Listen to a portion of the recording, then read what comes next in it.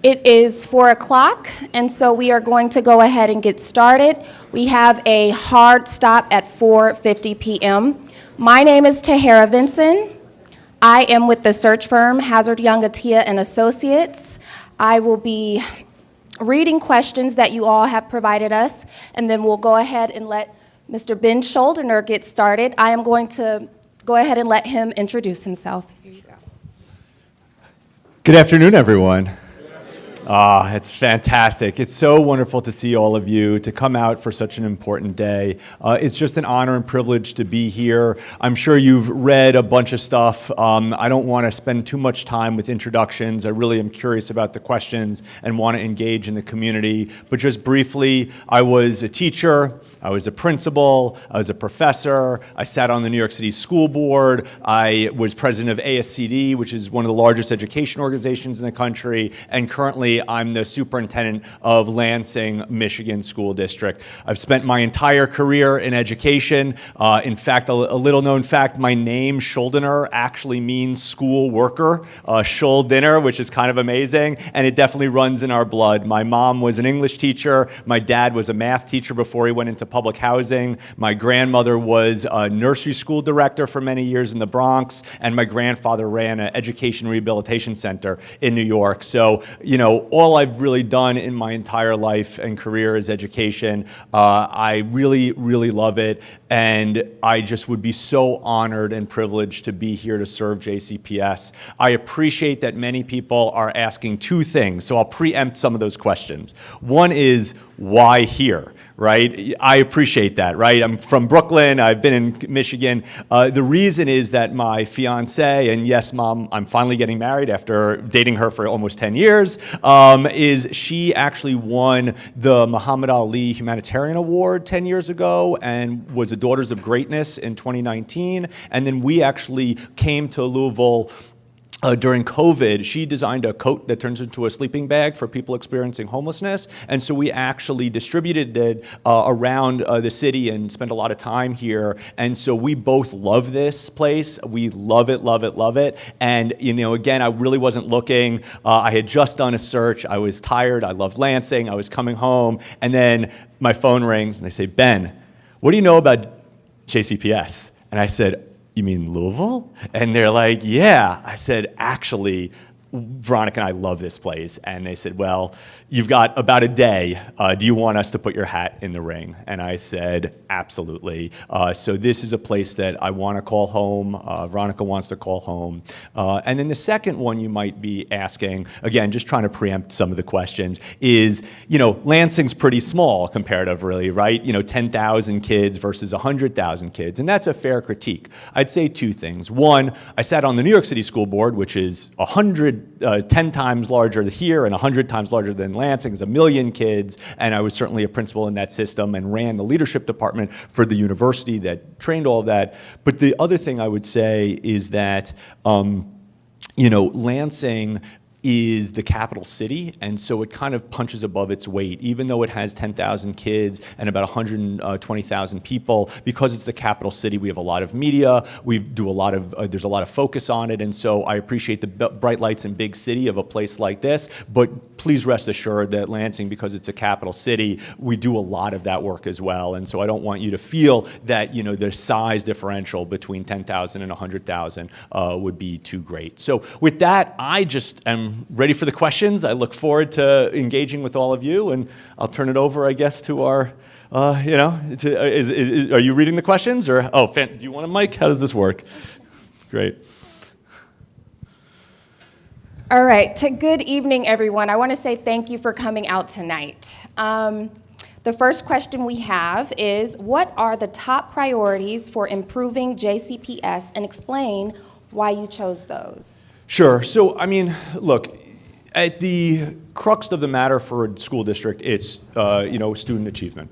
That's what you have to focus on. Kids are always in the center. When I came to Lansing, the graduation rate was 62%.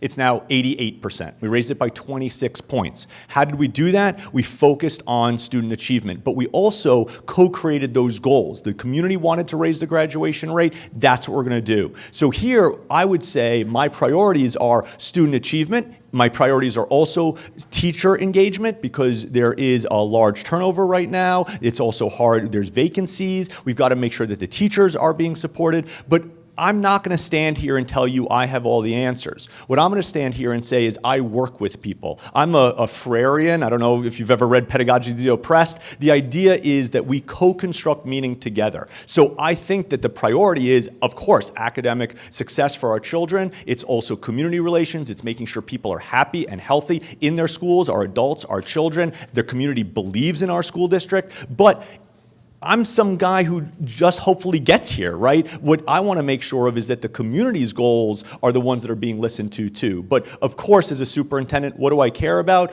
I care about academic achievement, but that's more than just a test score, right? That's about feeling safe in a school. It means that they want to go to school. It means that they can actually get to school. Let's not talk about transportation, right? There's a lot of things that we've got to worry about when it comes to JCPS. Why would I choose those? I mean, those are the ones that I think are pretty apparent. I'd also say, and this will sound a little odd, is a lot of times I hear JCPS maligned. People talk bad about this district. And I want to tell you how impressed I've been. I mean, some of the schools in this district are incredible. We need to be proud of that. We also have to be very honest about that we're not serving all of our children, that there are definitely schools that are not doing right by our kids. And I think that if we prioritize all of our children's learning, we're going to think about where we're putting our resources, be more thoughtful about that. And then the last thing I'd say, because I'm sure you've been seeing the news, the priority is also fixing this budget. You know, you can't just cut $100 million and be $100 million in the hole, right? There's gonna have to be a real kind of reckoning and a real transparency around what that budget looks like, and decisions are gonna be made. And since you are, in some respects, representatives of the community, I will say this to you, and I guess I will say it to all of the cameras, is I would be honored to be here, to be the superintendent of JCPS, but please know that there are some tough decisions ahead. And we are going to do these tough decisions together because that's the right thing. But we do have to have a reckoning and a recognition that, you know, there might be some budget issues, there's certainly transportation issues, and that sometimes with collective thought and doing it together, we're going to have to make some tough decisions. But my expectation is that we would do that together. And that's what I look forward to, and that's what we've done in Lansing. You know, when I got to Lansing, you know, we were almost insolvent. Now we've almost quadrupled the fund balance, and that's with giving raises to everybody. So there's a lot of thoughtful ways of thinking about budget, and I can go into more detail about that, but I think that was a general question, so I'm trying to give you a kind of an understanding of that as well. Thank you. All right, and so if any of you have any questions, please raise your hand, and we will have our lovely volunteers from Atherton High School. They're gonna come and collect your cards, okay? All righty, thank you. Will you clearly oppose or resist potential legislation that seeks to end diversity, equity, and inclusion initiatives? Yes. You know, I mean, you know, I know that in the press I've already been attacked as a social activist, whatever that means, because somebody wrote it on a Wikipedia page 20 years ago. But I really do want you to know that my alignment is with children. And the idea of DEI is the idea of actual running a school district. My concern is that I think that DEI has been used as this bugaboo, this sibboleth, so to speak, in the sense that what people think it is and what it really is are two very, very different things.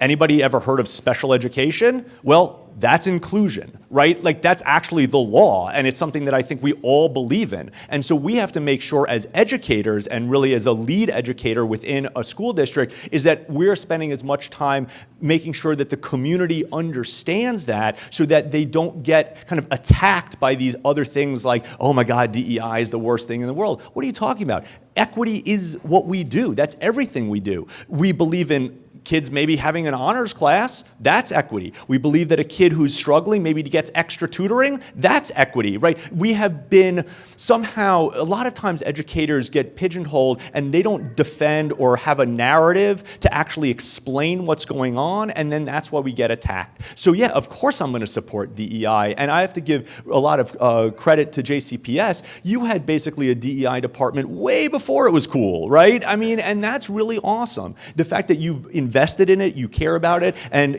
I would want to make sure that as superintendent, and I answered this in the community thing a couple of hours ago, the problem sometimes with DEI efforts is that they are pigeonholed into a department. There's the DEI department over there, and this person runs it. And so when you do that, it's easy to get rid of it. You fire the head, everybody gets displaced, and the thing you have is no more DEI.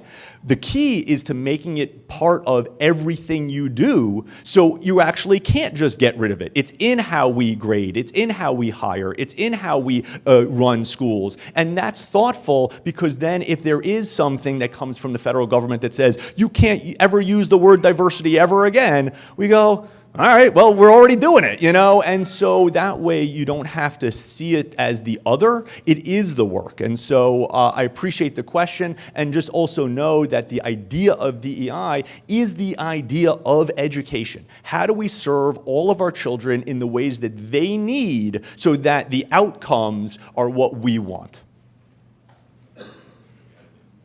Thank you, Dr. Shuldiner. Oh.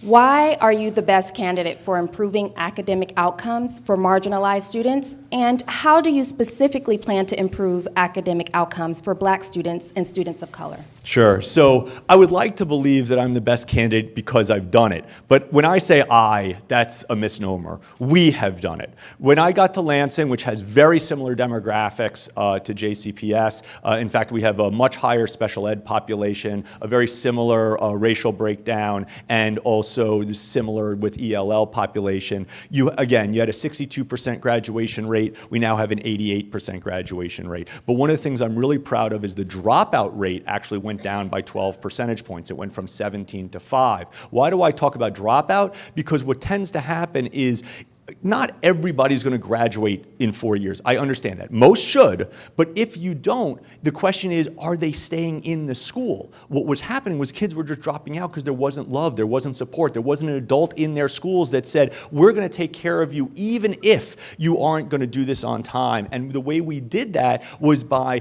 professionalizing some of these ancillary services, things like making sure that we had social workers and school counselors, but we were also making sure that there were individual people in each of our high schools, we call them grad specialists, that made sure their job was to get everybody over the finish line. Not to go too much into education bureaucracy, but one of the things that happens is when you look at graduation rates, you start with if they came in ninth grade, so it's the cohort. A lot of times what will happen is a kid, let's say, after 11th grade drops out. So schools kind of, not on purpose, but they kind of forget about them because they're not there, so they're focusing on the 12th graders that are there. But that kid is supposed to graduate. So there's got to be a person who follows up. Oh, they moved to Florida, get the paperwork. Oh, they're getting a job because, they need to help out their family and they're not coming to class, but nobody knows about that. So what we've done in Lansing was make sure that there are specific people in each of the high schools whose sole job, or one of the main jobs, is to make sure that they have connections to every single one of those kids. And what has happened, of course, is a huge change. Another thing, a big change that's happened for us, is we have the highest growth rates in English out of any school district in Michigan. So out of 550 school districts in Michigan, in the 3 years, because we have data for 3, I've been in my 4th year now, in the 3 years that I've been there, we had the highest increase in reading scores, growth, out of any school district in the state. Before I got there, we had some of the lowest growth rates out of anything in the state. And same thing with math. The math, we're not the highest, so I can't say that, but we're one of the highest. How did we do it? 2 things. We took as many resources that were part of the budget and pushed them into the schools. That's the key. Get teachers, more teachers. Get assistants, more assistants. Get workers, more workers. I don't need, as a superintendent, a lot of people around me. I need people in the schools. In fact, I go to school every day. My senior staff goes into schools most of the days. The idea is that if you take the budget that you have, all $2 billion of it, and you make sure that it is thoughtfully spent on the educators in the buildings, you can move mountains. You know, a big thing was making sure that we had assistants in kindergarten and third grade. That really moved some of the reading needles. Now, we funded it by making sure that people who used to work in central office are now in the schools, right? So there's a lot that you can do to change that. And I think the reason why I'd like to believe that I'm a great candidate for JCPS is because with a very similar population, albeit smaller at 10,000, we've been able to do it, right? You always want to make sure that the person that says they can do it has actually done it. And when I was a high school principal, the numbers are even more dramatic. I took over a building in Crown Heights, Brooklyn that had a 23% graduation rate. And in our first 4 years, we had a 98% graduation rate. And that you do by, again, having personal relationships with every child, with personal relationships with the families, with the community. And so I think there's a lot that I can bring. The other thing I would say is that I've spent a lot of my career certainly in a big city like New York and superintendent in Lansing, but I was a professor for about 8 years. And the great thing about being a professor, especially a professor of practice, you don't have to do a lot. I taught one class, I ran a department, I spent a lot of time traveling the world consulting. And so I spent time in India, I spent time in Norway, spent time in New Jersey, which is really another planet anyway. And so I've spent a lot of time learning from the best and the brightest around the world, and I think I can bring that kind of that Weltanschauung, that world view to JCPS, and I would be honored to do that. Dr. Shuldiner. All right, so we've had a lot of questions about literacy and the racial gaps between black students and white students. So how will you specifically address the math and literacy racial gaps for students? Sure. So first, I've heard me introduced as Dr. Shuldiner. You will learn from me, I am always honest to a fault. I am not a doctor. Much to my mother's chagrin, I just have a master's degree. I do have a lot of superintendent licenses and things like that, but please, and also I'm just Ben. I need to make sure that you think of me as family. The only way that we're going to move this district together is that you think of me as Ben and not as Dr. Shuldiner, which clearly I am not. Okay, so the racial divide, the first thing I would highlight is that when you create better systems and structures, everybody succeeds. However, if in a system, individual populations are not succeeding, you have to specifically invest in those populations. And so if we look at data and we see that a certain ethnic group, a certain racial group, a certain gender are not succeeding, we do not blame the children. We don't even necessarily blame the educators. We would blame a system that has created something that does not seem equitable. And so what does that mean? Are there certain schools that are not treating certain kids correctly and certain schools are? We can learn from that. Are there certain schools that are doing incredible things with a certain population? We can learn from that. But more importantly, the question you have to ask yourself is, where are you putting your best and your brightest? I will give you a good example, and this is data from JCPS. There are 10 times more teachers on emergency certs in Title I schools than there are in non-Title I schools. What does that say? Of course you have a gap. If you are taking the people that just are getting emergency certs and you're putting them in the Title I, 10 times as many, of course you're going to have different outcomes. It's the same thing with the not fully licensed. I think 55% of students in Title I schools are taught by students that don't have the full license, and only 26% or so, and I can get you the, I know it's double, are in non-title. So what are we doing as a district that are going to highlight? In Lansing, we did the same thing. Now in Lansing, actually, it's a higher percentage of students of color, so when everybody graduates, that's mainly kids of color. But the idea is that we did have discrepancies. We did have individual schools that had things that were not balanced. And what did we do? We said, this is unacceptable. We know the outcome should be the same. We know all children are brilliant and wonderful. But if they're not succeeding, what are we doing as the system that's incorrect? And what, of course, we found is that in Lansing, there were certain historical redlining issues. There were certain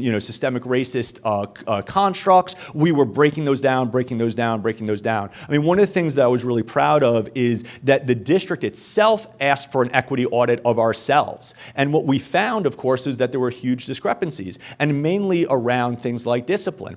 And so what we saw, of course, was that the structures and the way that we were doing discipline was completely disproportionate, but we also had rules within our system that seemed disproportionate. I'll give you a great example. When we did this equity audit, and it was super powerful, it was like a truth and reconciliation meeting. People are crying, talking about their experiences, and one thing that came out was that mainly students of color were not graduating because we still didn't allow them to graduate if they had library fines, right? It's just a system, right? It's a system. You don't have a library fine. You can't. So I remember the board president at the time, Gabe, lovely person, she just looks at me and goes, Ben, can I? I was like, make the motion. And so she says, I make a motion to get rid of library fines for everybody. The entire crowd votes. The board votes 9-0. The entire crowd gets up and starts to applaud. And from that day forward, the actual changes we had to make to the way that we do discipline, the way that we do funding, the way that we do hiring has changed dramatically the differentials between races and genders and certainly socioeconomic backgrounds. So we've done it. I've done it with an amazing team. Again, I'm not going to take full credit, but I think JCPS is ripe for that because of the groundwork of the equity stuff that you have done here. My concern is, and again, you'll learn, I'm super transparent, my concern is the outcomes haven't changed as much. And so I think we've got to make sure to see where those outcomes are not moving with the baseline of belief in equity work. Ben, thank you. Yes, right. We have a deficit of $100 million. We do. What are the tough decisions you will make? Be specific. Be specific. So I will give you an example that certainly when I came to Lansing, it was the same thing.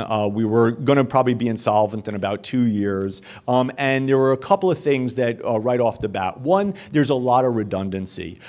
Depending on how much federal grants as well as other grants you have, and I'm going to get real technical, so I apologize, is that what will happen, let's say you have Title I, right? So we have Title I or IDA. Sometimes what will happen is you think of them as two big buckets, is that you have your title money and then you have your general money. And so what you end up doing is that you double spend, even though you don't realize that you actually have the money there. That saved us like $20 million.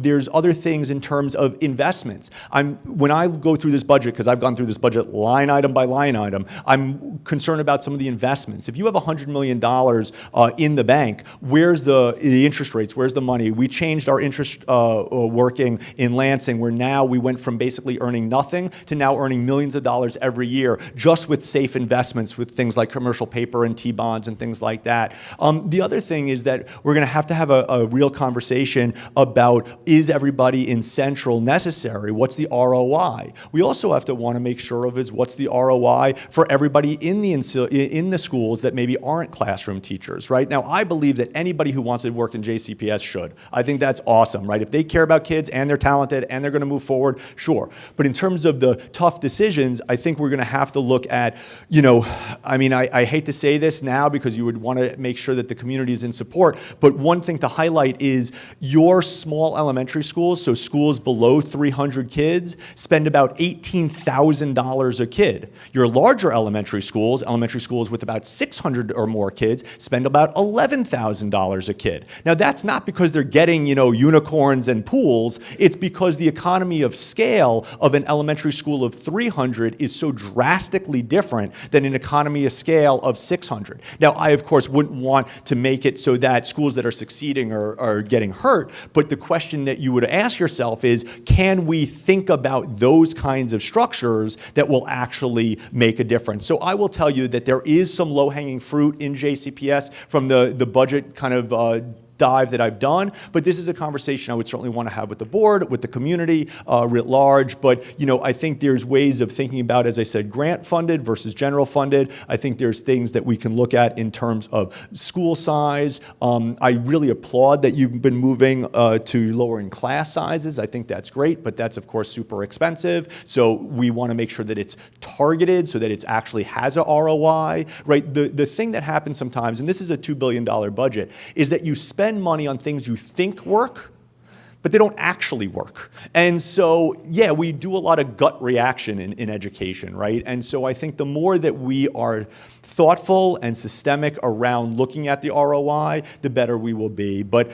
again, if we're going to have to make tough decisions, hopefully I'll stand in front and I'll take the slings and arrows, but hopefully you got my back, because if we are moving our children forward, that's always going to be the answer, and sometimes there are going to be hard decisions. But again, from what I saw is they cut $100 million, there's a $100 million deficit. They're now saying basically you need about a $50 million cut next year on a $2 billion budget. That's actually not as big as you think, right? Those numbers sound really big, but when you think about percentages, right, of a $2 billion budget, $200 million would be 10%, $2 million would be 1%. So $50 million, it's not inconceivable, right? It's okay. I think the issue, $2 billion to $200 million to $20 million. So if $20 million is 1% and you've got $50 million, you're only talking about 2.5%. Right, of a budget. So if you think about it that way, that big number doesn't sound like super scary. 2.5% of a budget, it's one thing. Now I will say, because we got to be honest, is we're also going into, negotiations. We also have to make sure that our people are paid right. I know that there's a big issue with the non-teaching staff and their salaries. That's been very public, so I'm not talking out of school. You're not allowed to negotiate in public. You should never do that. But the idea is that there's going to be some costs coming up too. And look, I've been asked this question publicly, so I'm going to answer it anyway. We're probably going to have to raise taxes. That's just the deal. And, I would love your support on that, because the way that they've changed the Kentucky law is that unlike last time where it was really hard to get on the ballot, it's going to be really easy to get on the ballot. So I don't know if you know this, I assume you do, you're very connected community members that you're here on this day, is that to get on the ballot, it's only 5,000 signatures now. That's going to be on the ballot. And you've heard, and this is not me, this is the current administration, they've been talking about having to raise taxes. If they believe that, I want to believe them. If that's something we have to do, I'm going to need all of you and your friends and your aunts and uncles and your dog, though they can't vote, is to make sure that they come out in support of this, because there's going to be a concerted effort against it. So, look, it's a long-winded answer, but there's a lot the budget has to deal with that we're going to do. So, thank you. Thank you. What are 3 major challenges that you have identified in JCPS that you must deal with effectively if you are to be evaluated as a successful superintendent? Sure. So, 3.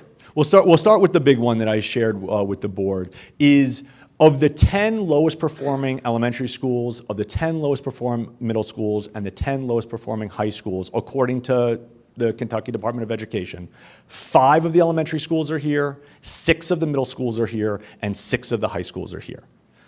If I don't move that with the amazing people here, you should fire me if I get hired. I appreciate that that's a different decision. But that's what we're going to have to do. It is unacceptable that the lowest performing schools in the state of Kentucky, the majority of them, are in one district. That is unacceptable. And just as a point of reference, when I got to Lansing, 14 of our schools were in the bottom 5% of the state. So it's real bad. 14 of them. In just 3 years, we only have 2 in the bottom 5%. We can do it. You can move that. So that would be one thing that I would really want to take a look at. I think we have to deal with the large number of vacancies. So if you notice, because I don't want to go into the budget too in depth, but one of the reasons why JCPS has been able to stay afloat is because they bank $90 million a year on vacancies.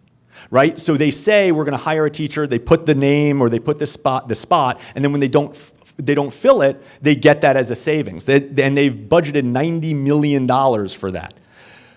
that means you've got $90 million worth of vacancies, right? And that's not okay, because you want to make sure that you have enough teachers. And again, in Lansing, when I got to Lansing, we had about 100 teacher vacancies. We reduced that by 82%. There are ways to get more educators in the system. That's better partnerships with the universities. It's doing outreach to the country. Louisville's a great place to live. If you're in a place that's got earthquakes, maybe you want to come here.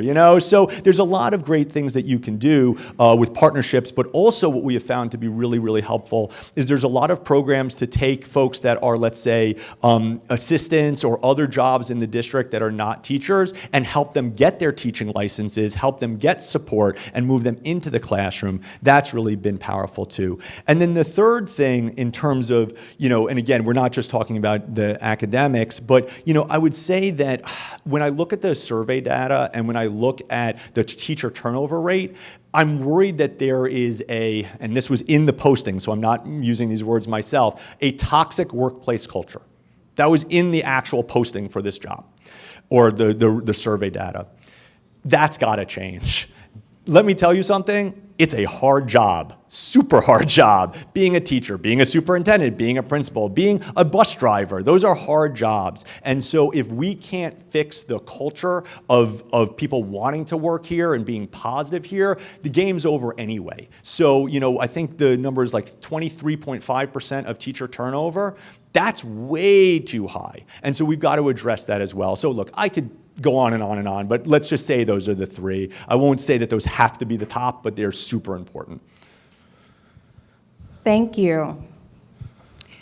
At the NAACP, we believe all kids deserve to feel a sense of belonging. What processes will you put in place to ensure students may be able to feel safe despite their cultural identity or learning differences? How will you improve educational equity for all students? How do you plan to protect trans and immigrant students in JCPS? That's an additional question. Sure. Thank you. So first of all, I would hope that everybody in this room believes that. I appreciate that the NAACP believes that, but I believe it, and I hope everybody believes it. Our job as a school district is to make sure that everybody feels safe and that everybody can succeed. How do you do that? It's by actually being part of the community and not dictating what you think they need, but actually talking to a community and saying, what do we need? How can I be helpful and supportive? I think sometimes with districts that get big, and 100,000 is actually kind of a perfect size because you have economies of scale that come with having 100,000. And look, in New York, we had 1 million.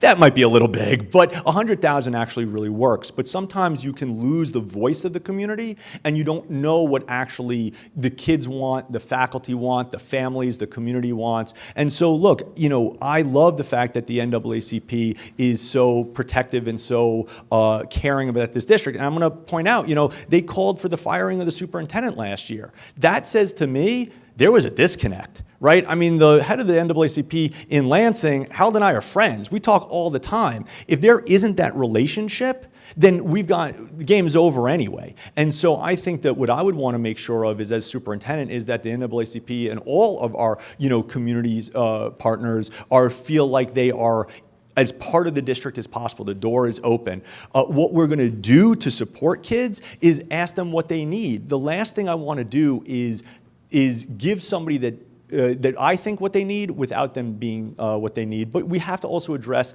one of the questions I guess was about safety and security. Let's look at the schools. Where do the kids feel most unsafe? If we're not asking that question, we have to ask that question. That's got to be one of the first survey questions. Where do you as a child feel safe? And if the answer is not at this school, then we've got to do everything we possibly can to invest in that school, and not in some sort of like dictatorial, we're going to arrest everybody. It's, hey, how do we support you so that you can feel safe? That's really important. But it's all about the voice of the child and the voice of the parent way before I start to say what I'm going to do. Now in Lansing, we did this, right? And this might sound controversial, although I know you have metal detectors, is the families came to me and said, Ben, we really would like metal detectors at our school. And I was like, okay, you know what you're asking, right? And she's like, no, the family said, but we trust that it's going to be our people making sure that kids feel safe. And what ended up happening is that the kids come in. We had, look, I've taken loaded guns off of children. Like, that's jobs that I've had as a superintendent, as a principal. And what we found was the families and the kids felt more safe. But again, it was what they wanted, not what I wanted. And so by doing that, we now have 3 times less expulsions, much less suspensions. People just feel safe. But it's the voice and the actions of the community that are going to dictate how I am and the team is and JCPS is going to act. Oh, and in terms of immigrant and refugee and trans and really everybody, look, my job, more than anything, is to stand in front to take the bullet for our children. That's the deal.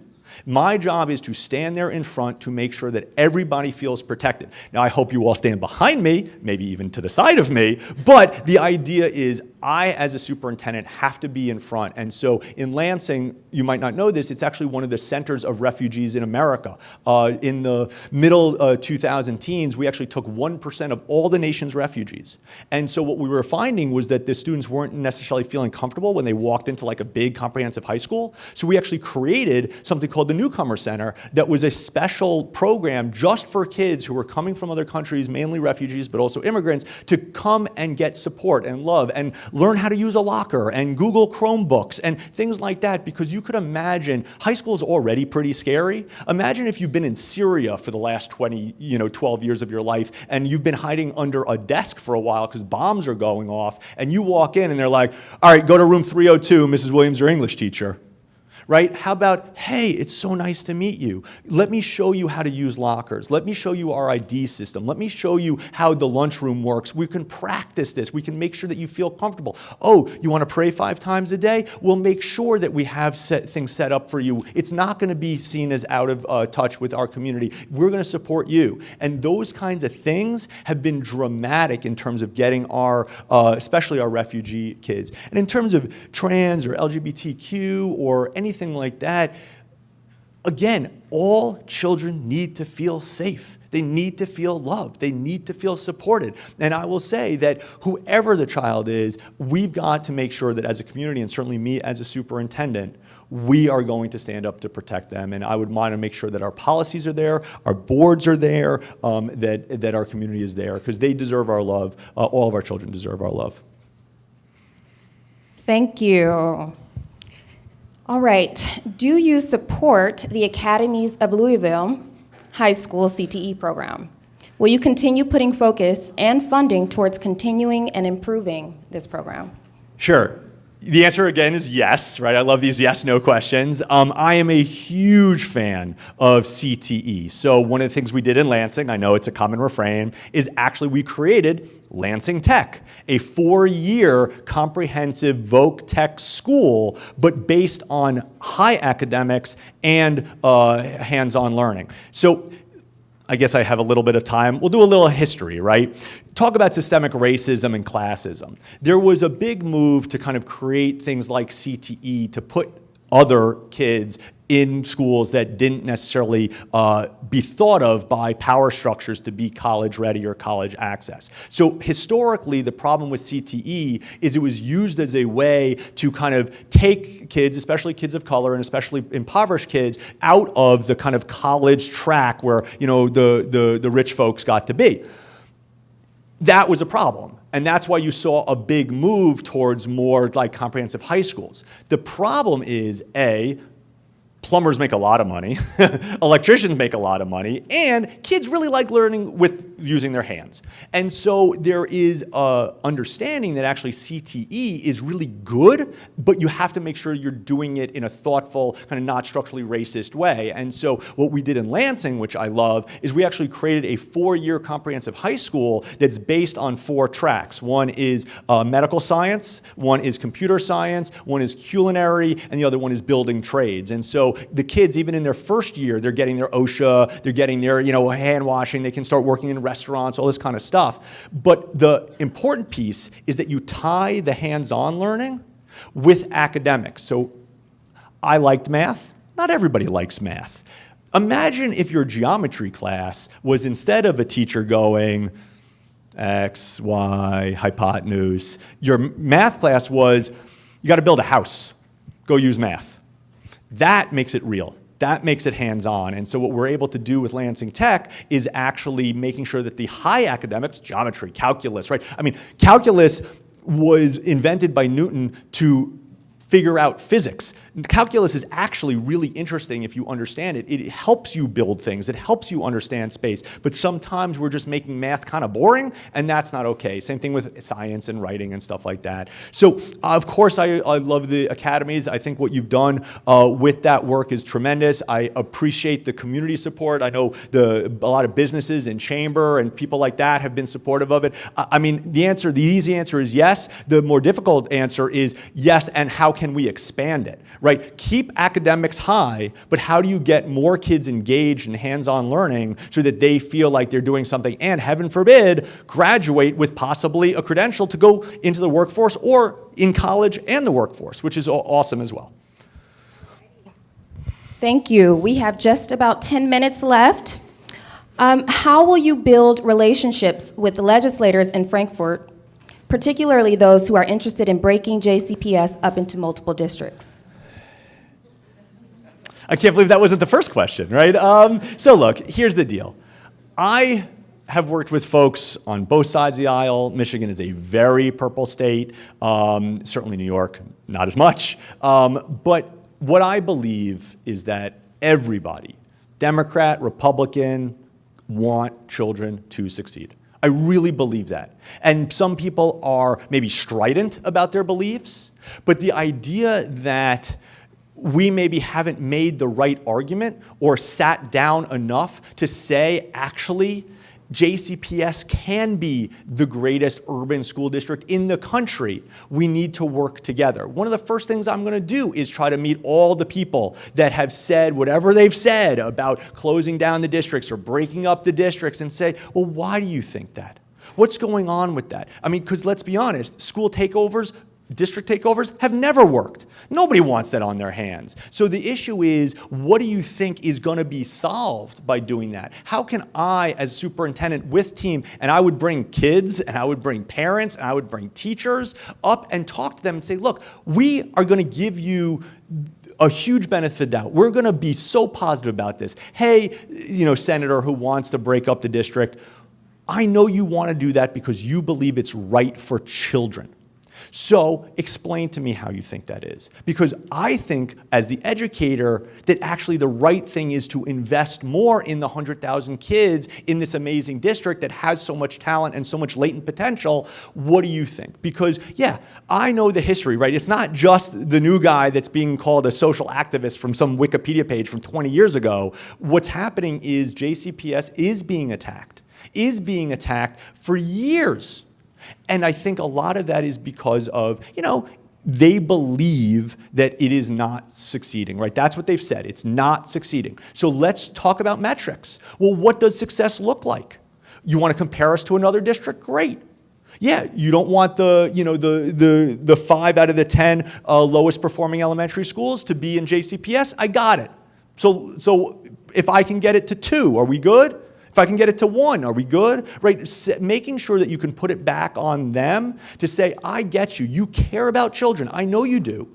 What does that look like for us? Because it's not like the 100,000 kids will disappear.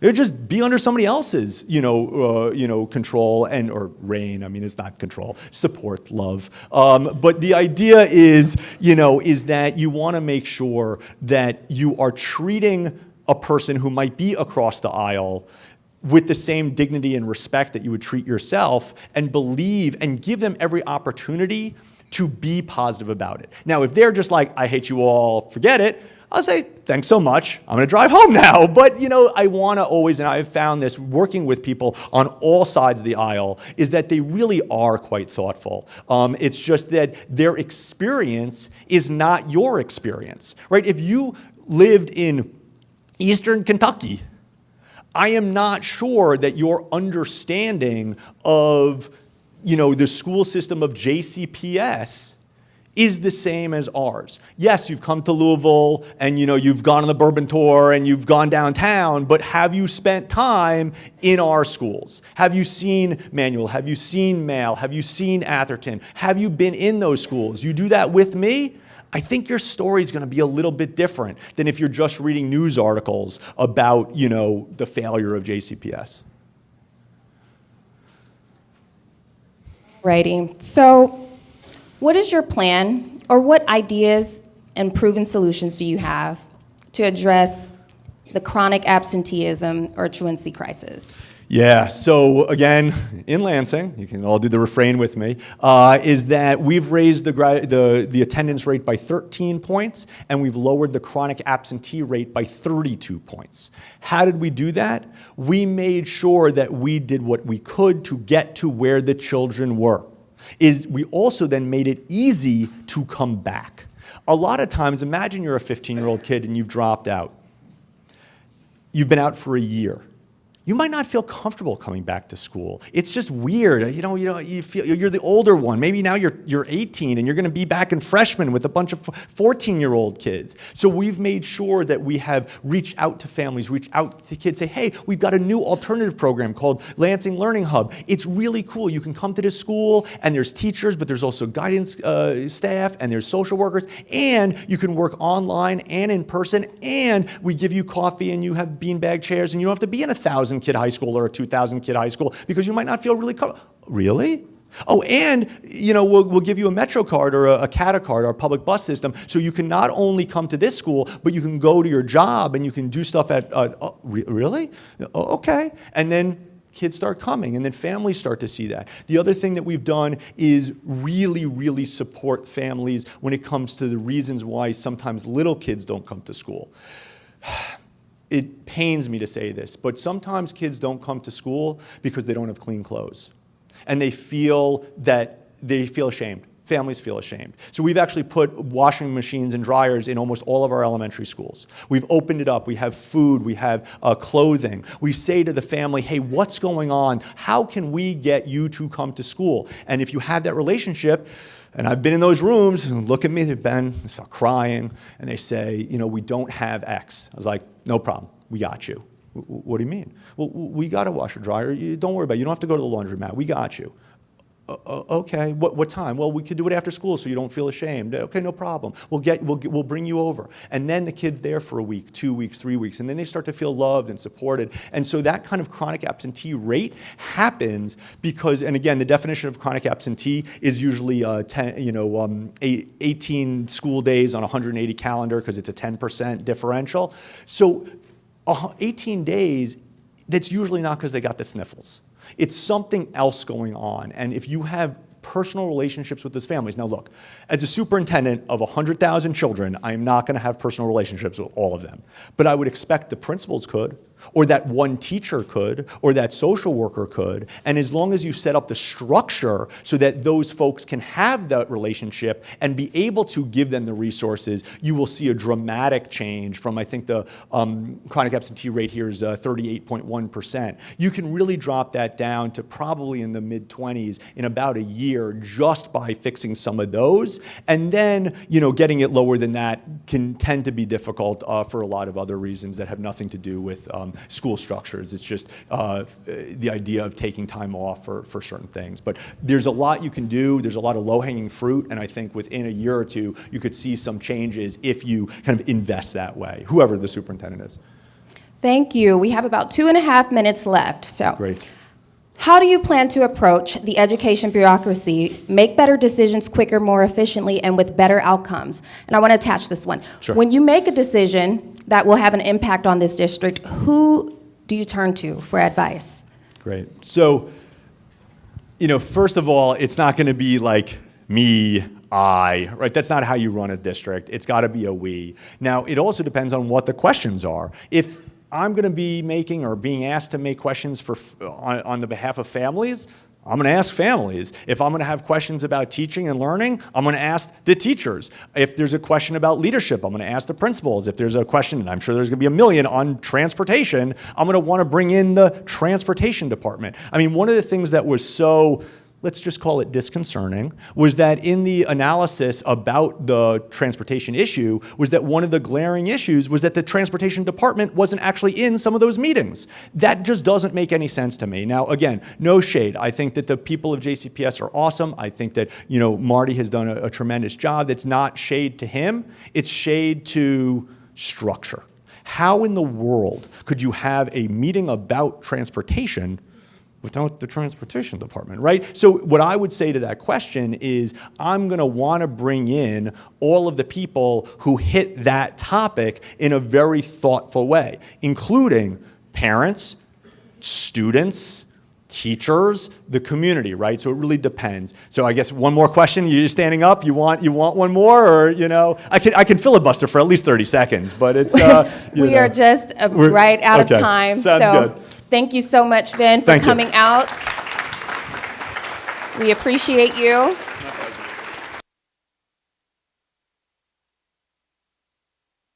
Thank you, everyone. I do want to direct thank you for your questions. They were amazing. I want to direct your attention to your pamphlet that you have. There's a QR code there, and you can fill out any comments or feedback that you have on Mr. Ben Shuldiner. Okay? We have 10 minutes to transition, and then we'll get started with the next candidate. Thank you.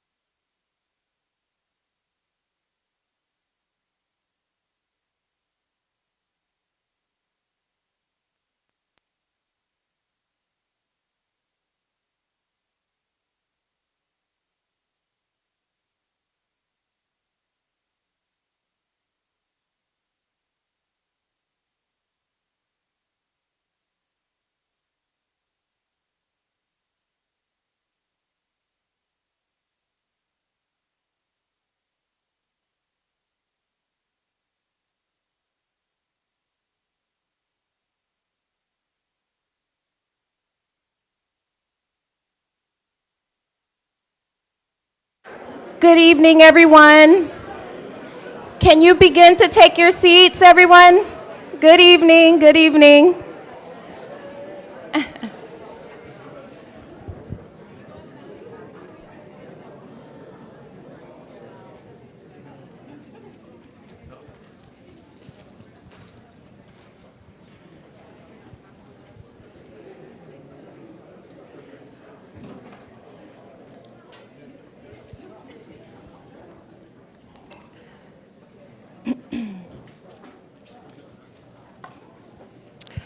Thank you all for coming out tonight.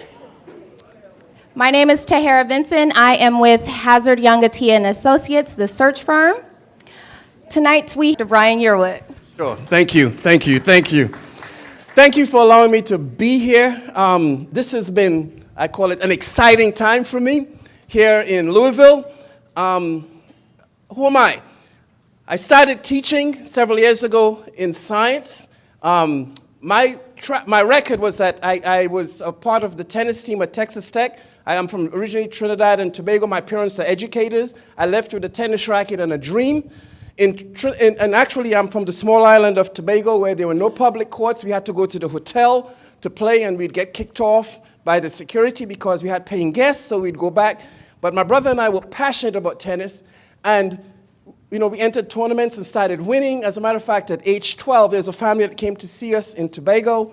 They didn't come to see us. They came to vacation. They saw us playing, and they invited us to come represent their clubs in Indianapolis, Indiana, the Washington Township Tennis Academy. And from there, got to travel around Michigan, Ohio, and so on, playing in tournaments at age 12. My parents were educators, so they were poor. They couldn't come with us. We had to come by ourselves. And later on, we valued education, and I wanted to get a good education. So guess what? My parents knew we wanted to do that, and I left Tobago with a tennis racket and a dream. And my first stop was at a place called New Mexico Military Institute. Now, coming from Tobago, you don't know anything about anything. And at the time, I had a beautiful afro. I took care of that thing, ultra sheen and all that good stuff. But guess what? When I landed at the institute, guess what was the first thing they did? Took it off. I was like, okay, I'm leaving here as soon as it grows back. But 2 weeks later, guess what they do again? Buzz cut. To make a long story short, I enjoyed it. I tell you, it really taught me a lot about myself, about discipline. It taught me basically how to endure. I remember I used to be at parade rest every morning at 6 o'clock. And coming from the Caribbean, I never saw snow. First time it started snowing, I stuck my tongue out because I wanted to taste it. And I got dropped for 50 push-ups for moving. That was my introduction to life here. Anyway, I ended up at Texas Tech, recruited me to play tennis for them, home of Patrick Mahomes. That's where he graduated from. And from there, because of an interaction with a special needs scholar, I changed my trajectory. I was a geology major, graduated my degree, but the day I graduated, I changed it to education, and I went into getting my certificate. And I started teaching right after that, and it was the most rewarding. I was having more fun in teaching than anyone else. I kid you not. And I got a call from the superintendent. He says, guess what? I want you to be assistant principal. When superintendent calls you into his office and offers you something, it's intimidating. I said, yes, sir. And that started my career. 5 years later, he calls me back in and he goes, okay, you've done enough time. We want you to be a principal. Where do you want to go? Secondary, a high school, middle, or elementary school? I said, I want elementary, sir, because I've never been to elementary school. I want to try it, and I want to be successful. And that started my career as an elementary principal. I inherited a school that was 90-something% poverty, 80% black. But here was the big part about this, the most unbelievable part. Teachers were told, you can go teach here for 3 years because of the high poverty, and then we'll move you to another school with more affluence. I was like, what? I called my HR and said, is this serious? I said, yeah, that's the practice here, Dr. Yearwood. That's a school that has problems. F school, because there was no buying. And guess what? It took me 1 year because I found people that wanted to be there. And we went to work. That second year, we turned into a B school. So no one can tell me that poverty determines educational outcomes. It's the passion that you have, right? We stayed there for 7 years, and the last 5 years, we were an A school. An A school. We competed with any school, and by that third, fourth year, no one was leaving. By that fifth year, we were one of the, you can say, oldest faculties because no one wanted to go anywhere. At the end of that time, 13 years, I got a call from another superintendent that says, there's a middle school that's in trouble, state's coming in, Dr. Yearwood, can you go take over? Would you mind taking over and changing it? I said yes, because after 13 years, you're an automatic pilot. And I could tell you more, but for the sake of time. I went to that middle school, and in 1 year, we stopped state from coming in. They allowed me to rename the school. The second year, they said, let's consolidate schools. There's another middle school down the street from you, Dr. Yearwood, we want to bring into your school. They had tried that 4 years earlier before I got there, and it lasted a semester. They had to disband because they were rival factions. I said, sure, come on, let's do it. They brought the school in. We went to uniforms. We started building that true family connection. But before they consolidated schools, superintendent picked me up, was in about April, May, and she said, we're going to go visit some community people. We visit people from the city council. We visit people that led the newspaper in that area. And the surprising part to me, and this is when I was an elementary principal, by the way. I'm sorry, when I was a middle school principal. The surprising part, every one of them looked at the superintendent and says, if Dr. Yearwood wants it, we're going to do it. If he doesn't want it, we're coming. Now, when they tried it before, the superintendent had death threats. People were at the board meeting, acting up. But guess what? Said if he wants it, that's what we'll go. Because they knew that I had the true passion for students. Don't play with my kids, right? Don't play with my kids. They have potential, and we're going to bring out the best in them. So we went on, and I was there. We brought the school out.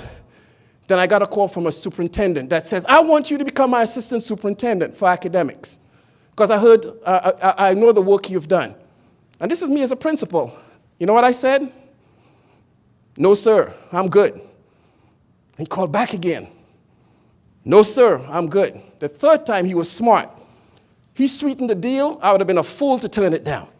Gave me all kinds of incentives. And I went on, and that's what started my career at central office. I had no intention of being an administrator. I was good. I was good teaching.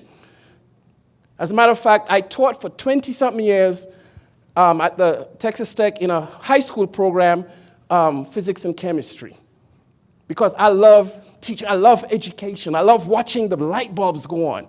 That's exciting. So off I went as the assistant sup. His schools were in trouble. All of his schools were low performing.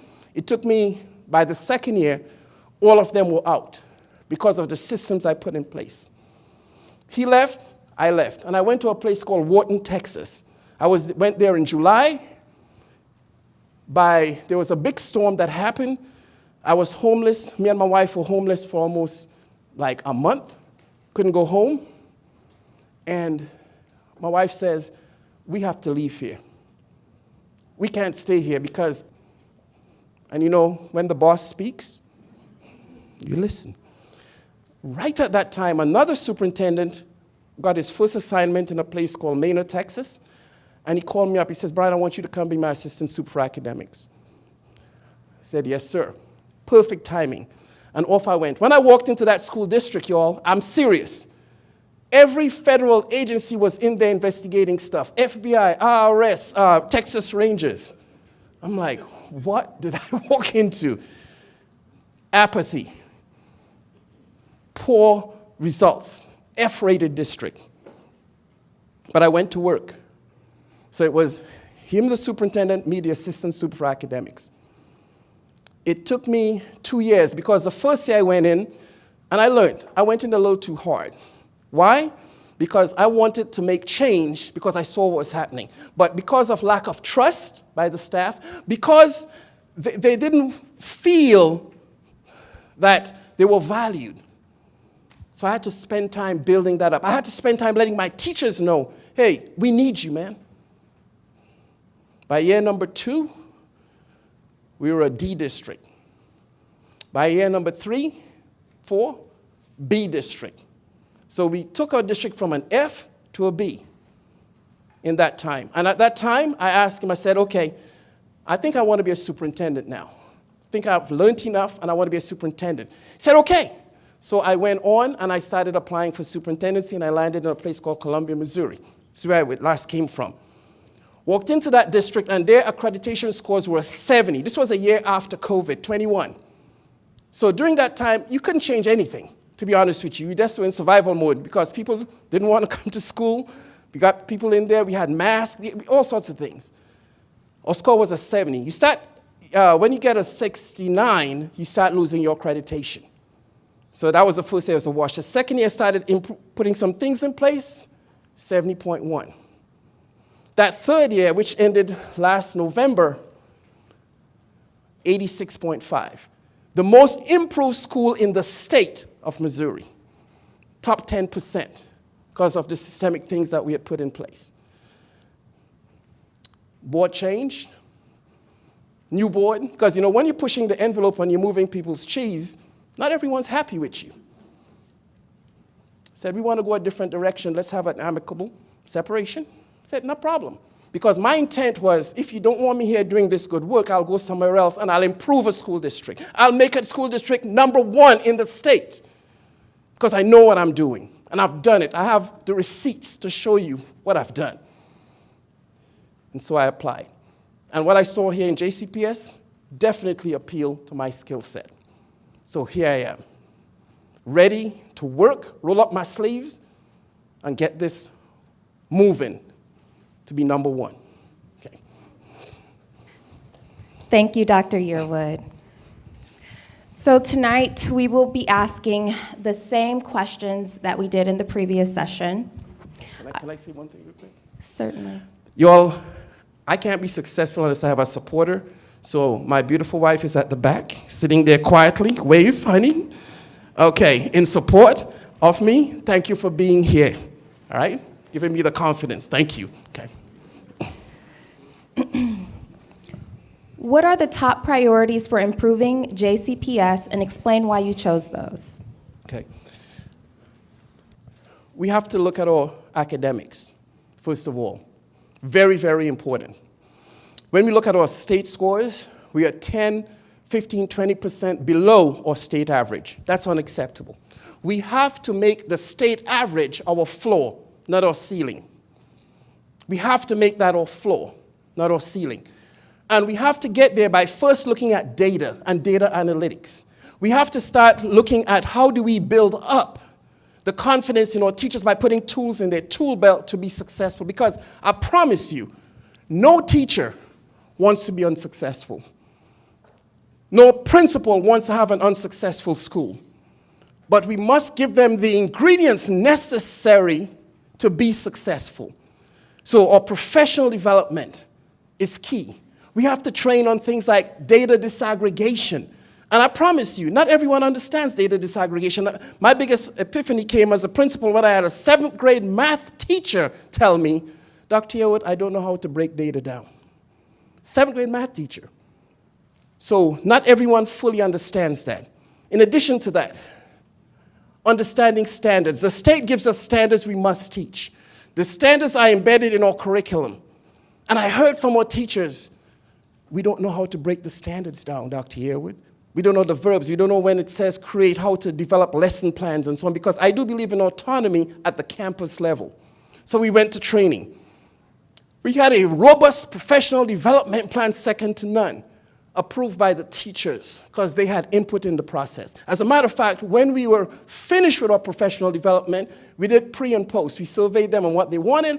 We surveyed them on success. 95% of our teachers' success in our professional development plan. So we must provide tools for our teachers to be successful. If we don't, it's out the door. It's out the door. But we must look at our data very intimately.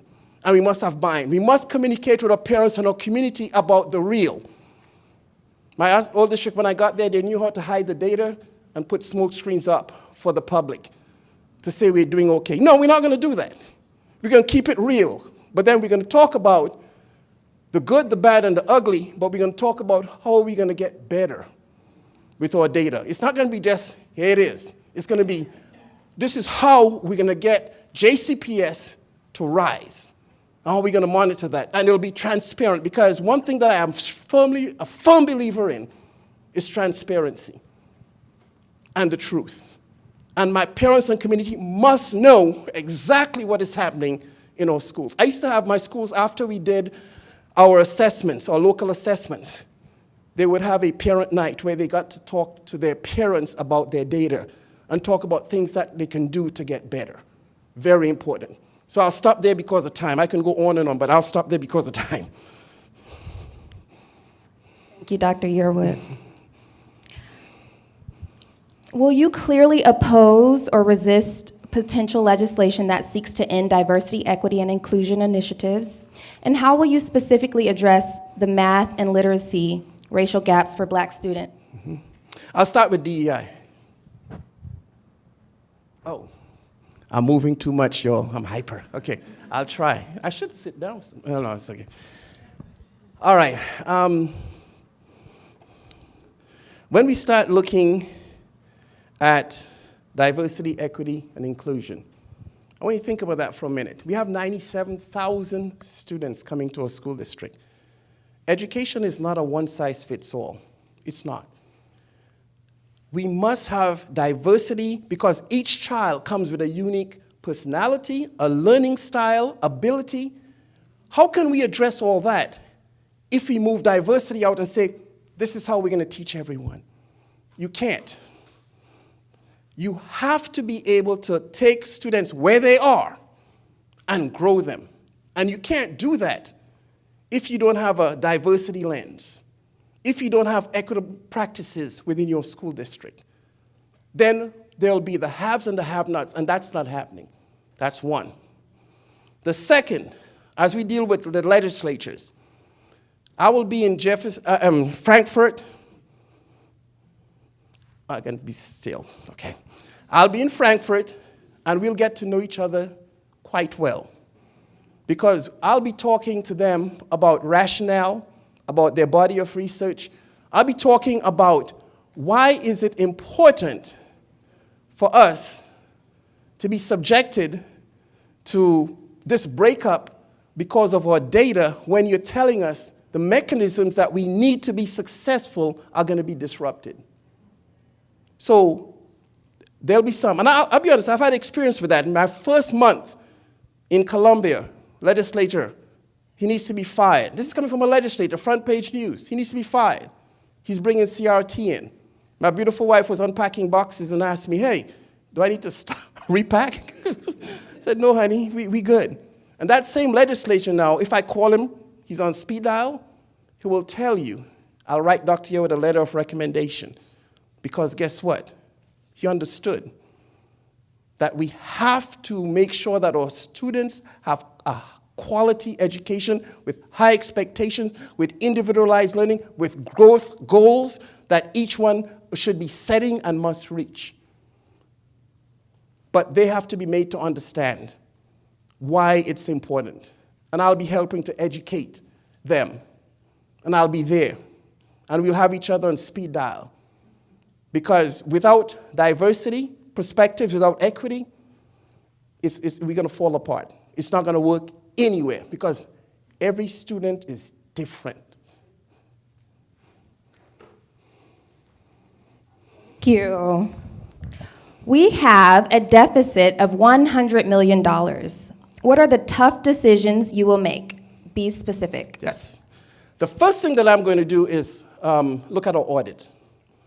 We have to audit our budgets. We have to figure out where are inefficiencies. What created this deficit? What I'm passionate about is preserving the instructional environment for our students. And I've read where there were some things that were taken away, like bus vouchers and so on. We have to look at all that. So for me, it's going to be several steps. Audit. Legislatures, What are you doing? There's a SEEK, legislation around SEEK about funding for different entities. Can you ramp up on that? What grants can we start applying for? What inefficiencies do we have in the district? Where can we look to see, okay, perhaps we can take some funds from here with the understanding that we must preserve the educational environment. We have to make sure that we look at things like our contracts. What contracts do we have that we can look at reductions in costs? Because, the school district is ripe for these lovely contracts where they'll charge you hundreds of thousands of dollars because we're a school district. No, let's talk about that. How can we reduce some of that? We'll be talking about enrollment patterns. In other words, how is our staffing aligned with our enrollment patterns? What can we do about that? We'll be looking at ways that we can start saving in terms of energy costs and efficiencies. Are we truly an energy efficient school? Do we have things in place to start cutting back on expenditures on energy? All of these things will be looked at to determine where we can have cost savings. Now, at the end of the day, I didn't mention about raising taxes. I want to clarify that. No, I'm not going out and go, oh, we're going to raise taxes tomorrow. That's not it. Please understand, no.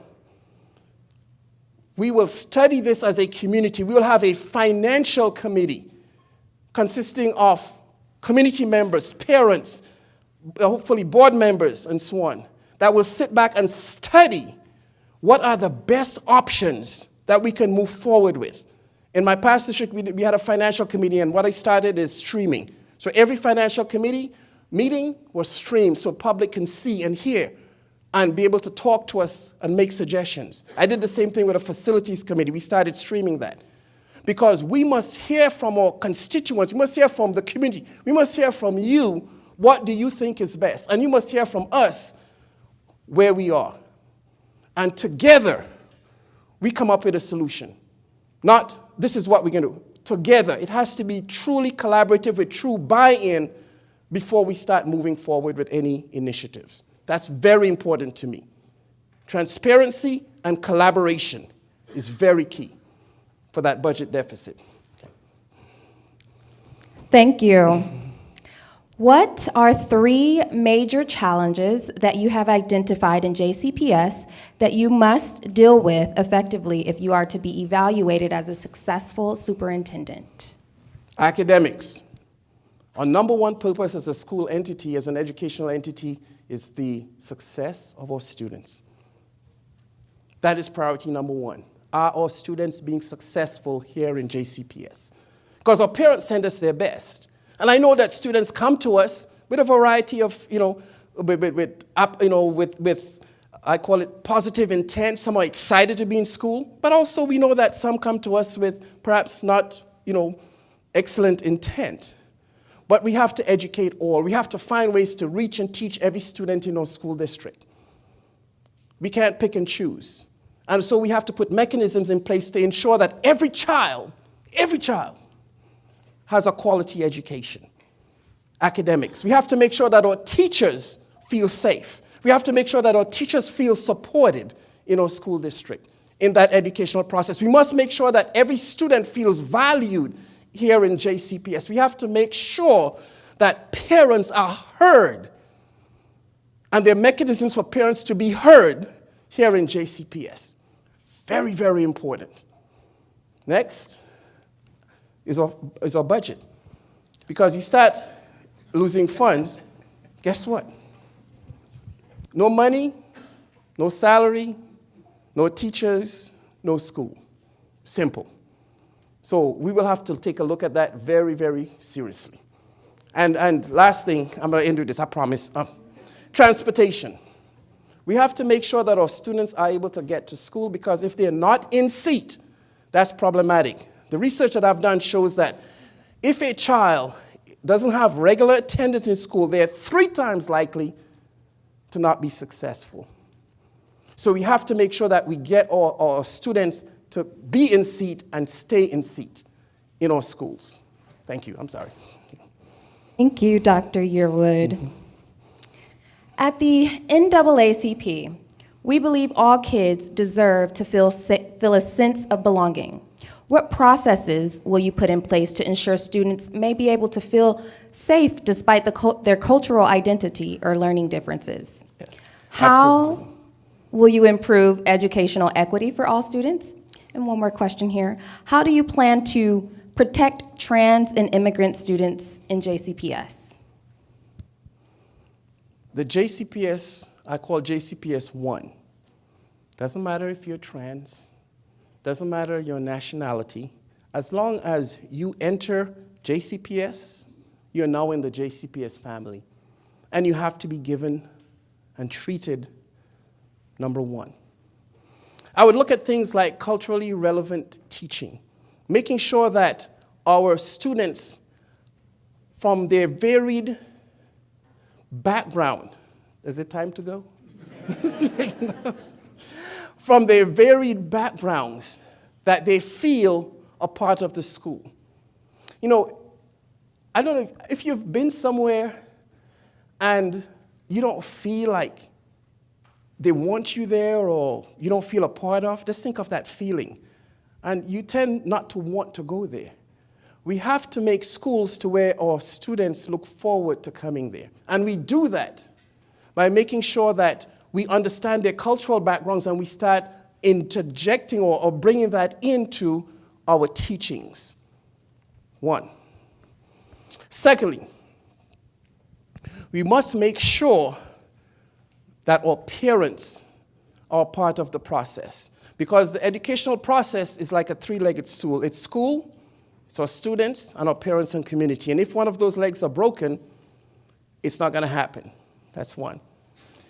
Equity. Making sure that as we look within our schools, we are funding schools based upon need. So there are some schools that may need additional coaching. There are some schools that may need additional supplies. We must make sure that that school environment has what they need to be successful.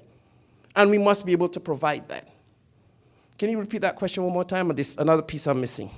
I'm sorry. Yes.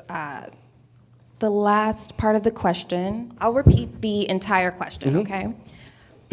We at the NAACP believe all kids deserve to feel a sense of belonging. What processes will you put in place to ensure students may be able to feel safe despite their cultural identity or learning differences? How will you improve educational equity for all students? And then, how do you plan to protect trans and immigrant students in JCPS? Yes. So I started a program this past year where every staff member was asked to find 5 students to mentor in the district. I mentored 5. My cabinet, everyone picked, it was called Pick 5. And I would go to the school and I would just ask, how was your day? What can I help you with? How did you do on that math test that you have? Because when a student, regardless of their background, knows that someone in that school truly cares about them, motivation goes through the roof. It's when there's no connection to the school, no one truly knows or cares about them, they feel they disconnect. And that's, if you look at my body of research shows that that's the number one reason why students don't want to come to school. They don't feel there's someone there that's in their corner. That's also why we have discipline. So because of that, what we started seeing is our attendance rising from the 70s to the 80s because our students now felt there's someone here that's looking out for me.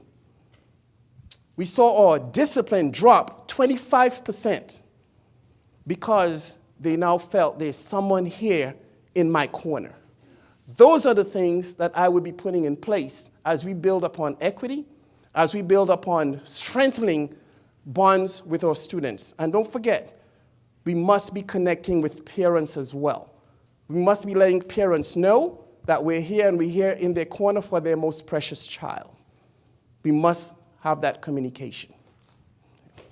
Thank you.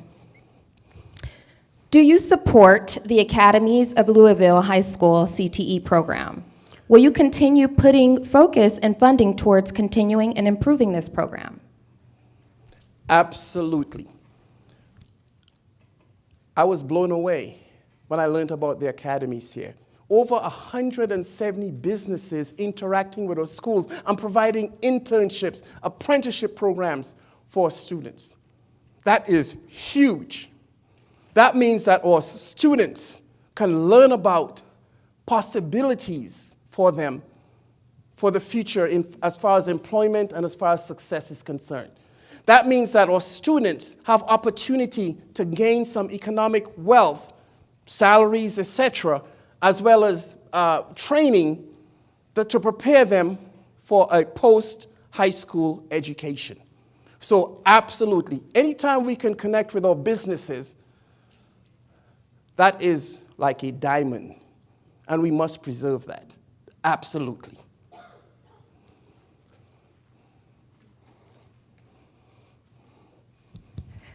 Thank you.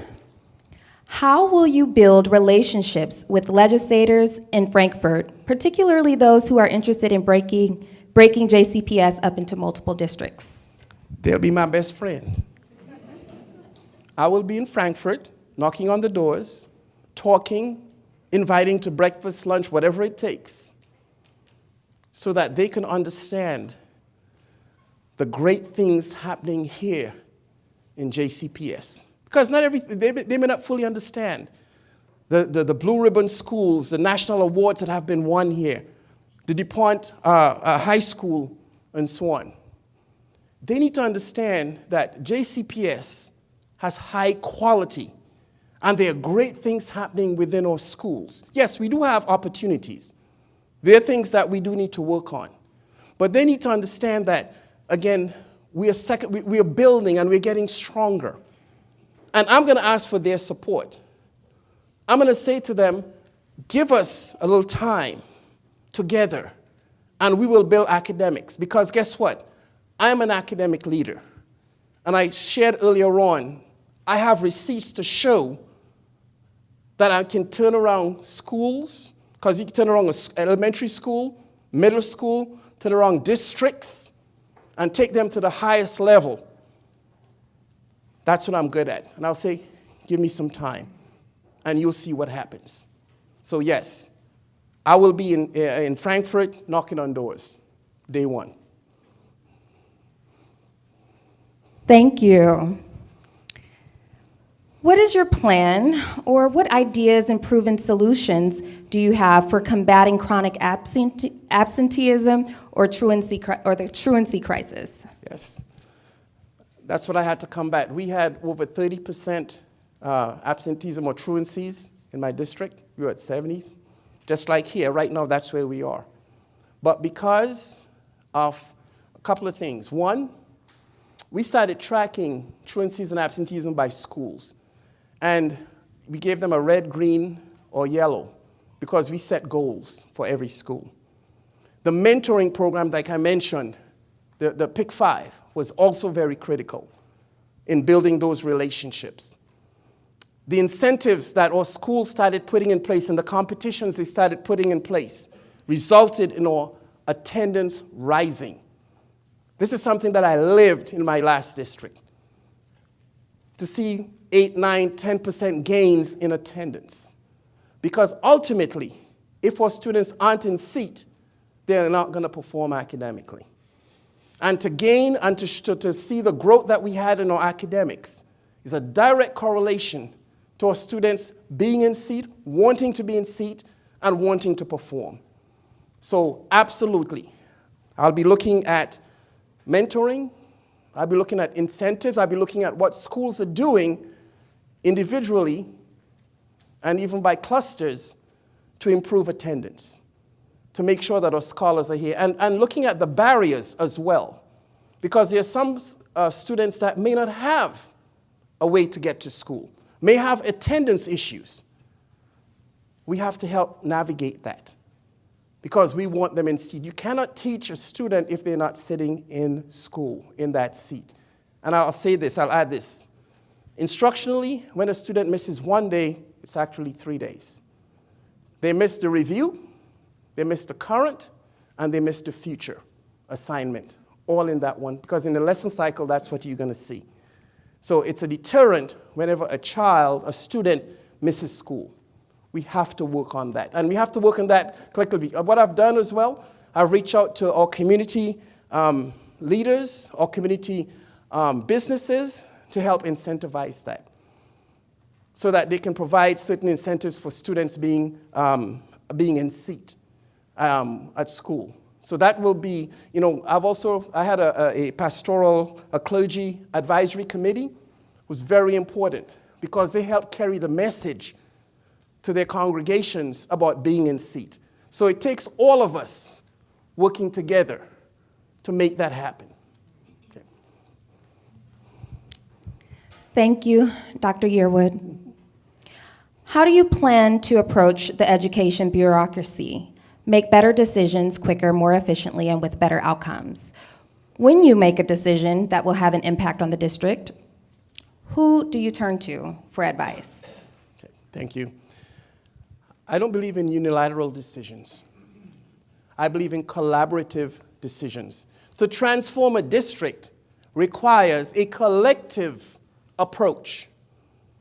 It requires tapping into the brain power of our community, tapping into the brain power of our parents, tapping into the brain power of our teachers and staff. So I would be formulating certain, I call it task force. If it's around attendance, we will do that. I know one of the things I'll be looking at is a superintendent's transition committee, should I be fortunate enough to be here, so that we can collectively start talking about the deficiencies that exist, as well as the positives. And as we discuss and talk, I'll be garnering input from those that are there. I believe in authentic engagement. What does that mean? As I go about listening for the first 30 days, I want to hear the real. I want to hear the good, the bad, and the ugly. I want to hear it all. I want to hear the opposing views, because it's going to take all of us rowing in one direction to make JCPS number one. And we can do that. But we can't do that if we're not truthful with each other, if we're not transparent with each other. And that's what I'm about, is true transparency and the truth. Once we get there and we trust and we can work together, it's important. Another big thing for me is trust. Trust. Trust is not easy to obtain, but once you obtain trust, you better guard that with everything you have. And you lose trust when you are not giving a true, honest opinion, when you're not being truthful with your constituents. I'm not going to do that. I remember, like I said, my last district, they were very good at smoke screening our data on our information. And guess what? I said, no, we're not going to do that. We're going to keep it real. We're going to let our community know exactly where we are. So when we looked at our data and we saw 14% proficiency in reading across the district, people were cringing. But we followed it up with, guess what? This is how we're going to improve. This is how we're going to get stronger. And guess what? Our community and our parents and everyone appreciated that honesty. And that's what we kept going so we can rise to the top. Honest, authentic conversations. Another thing that I'm very big on is timeliness. I believe that if a community member or parent has taken their precious time to try to communicate with us, we owe the respect of responding within 24 to 48 hours. And that response may be, look, I don't have an answer for you today. I will have it for you within a week. That is a mantra, because that's one of my pet peeves, is not responding to our parents and our community in real time. And that's something that everyone will hear from me. We must be reactive, because if you're spending the time to put an email together, a letter together, we should respect that enough to give you a response. Okay. Thank you. All right, so we've asked all of the questions that we asked earlier. So we're going to ask you some new questions. I thought I was getting off. I thought she was going to say, okay, you can leave now. Okay. What does closing the achievement gap look like for you in ensuring all schools, east to west, are equitable? Yes. It means that we must have a culture of high expectations in all of our schools. How do you get to high expectations? You start by looking at what is called a shared vision. As we look at our vision statement of making sure students are prepared, making sure that we're providing the best education possible, that vision is important. It's critical. Because without that vision statement of preparedness, empowerment, of inspiring, we're not going to get anywhere. Now remember, our vision statement was created collectively. That's what we say we want our school district to become, with input from our community, our parents, and everyone. Everyone says, this is our vision statement. My question is, are we living that vision statement? We must have a shared vision. In other words, we must understand our vision. And if we say we want our students prepared, we better have them prepared. So the expectation is that if you're going to commit to this shared vision, we must understand it, first thing. Next, we must have full commitment to our vision. You can't have 10% proficiency levels and so on and say you're committed to truly preparing our students. So there must be understanding and there must be a true commitment to our vision. And the last, most important piece is that we must contribute to that vision. What are you doing to operationalize our vision? In my last district, I would go to a school and I'd ask the principal, what's our vision statement?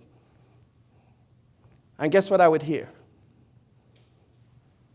Silence. Well, Dr. Yearwood, we really didn't think about that. I said, well, our vision statement is to be the best in the state. We must know where we want to go as a school district. Everyone would hear us. And I sat at every board meeting, every presentation, guess what we started with? Vision and mission. And then we went into the rest of it, and our values as well. It's important, because if we don't know where we want to go, how can we have a roadmap to get there? So those are key to improving our school district. We must have high expectations, we must have shared vision. In addition to that, we must build our leadership capacity, because our school is as strong as its leader.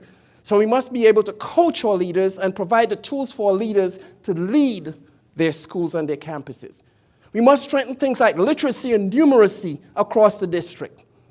Every student should be on level. We have to look at measurements like lexiles and quantiles, because every student must know this is where they are as far as reading and math are concerned. And we can do that. That's what I did in my last district. Every student knew their lexile and quantile number. It told them whether they're on level, below level, above level, and so on. And we encouraged them to goal set. Every student had to goal set. In other words, if this is where I am, this is where I want to be with my lexiles and quantile levels. Very, very important. And using data to make decisions. Using data to make decisions. So if I'm at a school and I see that proficiency levels are low, guess what we're going to have to do? We're going to talk about how our budget, how our initiatives are working towards raising that data. All of those things are key and must happen, and that's what we did. Every school, and as a matter of fact, I talked about the 86.5. Every school in our district rose by 10, 15, and 20% increase in their performance levels. It wasn't easy. Was there pushback? Absolutely. But guess what? If it's about making things better for our students, I'm all in. If it's not, come on, let's talk about it. Okay. Thank you so much. So we have about 3 minutes left. We're going to ask you this last question. Do you support a tax increase? If so, how would you ensure that you have improved efficiencies, identified cost savings before asking for that tax increase? Yes. It's a good question. there must be understanding. In other words, it's not, hey, let's go increase taxes. We must answer the question, why do we truly need a tax increase? Have we looked at all our inefficiencies in our district? And the only way a tax increase will be put out there is if it's collaboratively. So in other words, due to community input, parental input, a task force to study it, if there is buy-in and everyone, or the majority is saying, look, we know we will have to increase taxes, then we move forward and talk about that. But it must be studied, must be understood why. We must look at every resource possible to make sure we have exhausted all of those internally before we start talking about raising taxes. So it's a collaborative activity, not just, boom, it's done. Not going to happen. And it involves input from everyone here, involves input from our teachers or staff, everyone that would say, you know what, we've looked at it, we've given us a why, and we don't have it. That's how I was able, my second year, I was able to pass an $80 million bond in our district. Bonds had failed before. But I made sure that every organization, everyone knew the why behind why we needed to have a bond. Simple. I went to every meeting. I went to Kiwanis, Lions, Rotary, every PTA, just name it. Republicans, Democrats. I went everywhere to share the messaging. And it passed with an 80% approval rating. That's what needs to happen before we go down that pathway. The whys must be answered with the understanding and the approval of the entities that are there. We should not go into anything dealing with taxation or anything like that unless we know we have true support. If we don't, we need to rethink what we're doing. Well, thank you so much, Dr. Brian Yearwood.